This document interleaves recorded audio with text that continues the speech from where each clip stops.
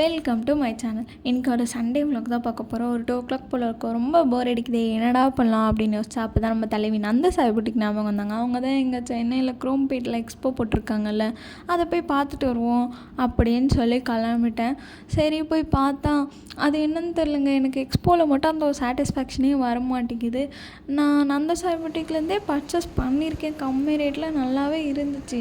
ஆனால் அந்த எக்ஸ்போவில் போனோமா பார்த்திங்கன்னா எல்லாமே ரேட்டாக இருக்க மாதிரி இருக்குது. ப்ளஸ் கலெக்ஷன்ஸும் அவ்வளோ இல்லை. ஒரு வேளை நான் 3rd டே போனதுனால எனக்கு கலெக்ஷன்ஸ் இல்லையா என்னன்னு சொல்லி தெரியல.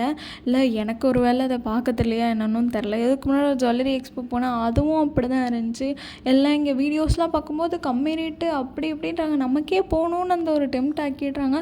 ஆனால் அங்கே போனால் பார்த்திங்கன்னா கலெக்ஷன்ஸும் கம்மியாக இருந்துச்சு, ரேட்டும் நிறையா இருந்துச்சு. இதுக்கு நம்ம டி நகர்லேயே வாங்கியிருக்கலாமேடா அப்படின்ற மாதிரி தான் இருந்துச்சு. சரி எதையும் வாங்காமல் அதையும் சும்மா சுற்றி பார்த்துட்டு அப்படியே திரும்பி கிளம்பி வந்துட்டேன். உங்களுக்கு அந்த மாதிரி எக்ஸ்பீரியன்ஸ் இருந்தால் கமெண்டில் சொல்லுங்கள். டாட்டா பாய் பாய், நெக்ஸ்ட் vlogல பார்க்கலாம்.